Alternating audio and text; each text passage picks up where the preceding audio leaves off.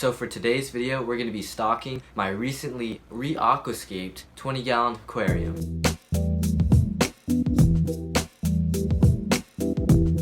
So these are the fish that we're going to be adding to my aquarium. This is my quarantine tank right here. I just use it to add medication in case they're sick and just kind of observe them and make sure they're not sick and they can't spread it to any of the other fish that are already in the aquarium. So what I ended up getting were 5 zebra danios, but one sadly died in this process. So I currently only have 4, but then I also got a honey gourami right there. I think these guys are pretty cool, so I'm gonna go ahead and scoop these guys up and we can put them in the tank. So here's the tank that we're gonna be putting them in. I just recently aquascaped this tank, so if you missed that video, I'll leave a link in the description. So I'm gonna go ahead and add the fish. So here are the fish, I just caught them. And if you notice, the water is a little bit green. It's because of the medication. So I'm gonna pour these guys out over a net and try and get rid of all the water from the quarantine tank, and I'll put them in. So here we go.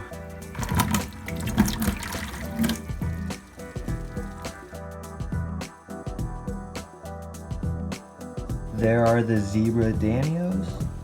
Here's the honey gourami. Let's pour them in.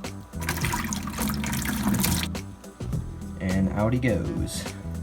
So here's the honey gourami. I'm not really sure if this is a true honey gourami. Normally honey gouramis are a little bit smaller and just yellow and orange on the tips of the fins. But as you can see, this guy is pretty big and he has blue on his fins, which I'm not sure. So he might be a crossbreed between one of the dwarf gouramis and a honey gourami, so that's kind of cool. And typically those dwarf gouramis are pretty aggressive, so hopefully he's not as aggressive as those. And the zebra danios are looking mighty fine. They're all swimming around. There's 3, I don't know where the other one is. Oh, there he is. But they're looking nice and good.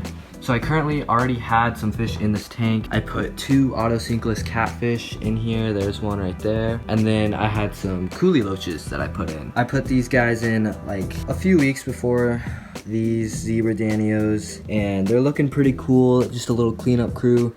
There's another autosinkless behind the sponge filter. But this tank is really coming together. I think this is gonna be fully stocked. I might add a few more zebra danios just because schooling fish and 4 really isn't enough. I was gonna go with 5, but sadly that one died. So I might add a few more of those. But everything in here is doing pretty well. The autosinkless should have enough algae to eat. If there's a plenty on the back of the aquarium and on the side. I hardly ever see a coolie loach in here because they're nocturnal. Since I set this up, the plants have grown nicely. I need to trim them soon. But one not so good thing that I got in here was Hydra. See if we can focus on one. That's one right there, that right in the center of the screen, that green thing. So Hydra are little, and there's multiple of them right there. If the Danio would get out of the way, see they're kind of swimming around. So they look kind of like a little octopus. So they have a main shaft and then they have a couple little arms that hang off of them. So they're in the same family as like sea anemones, but they seem really cool in my opinion. But the thing is, they can get out of hand. They'll just be everywhere, covering every surface. If you're trying to breed fish or shrimp, these are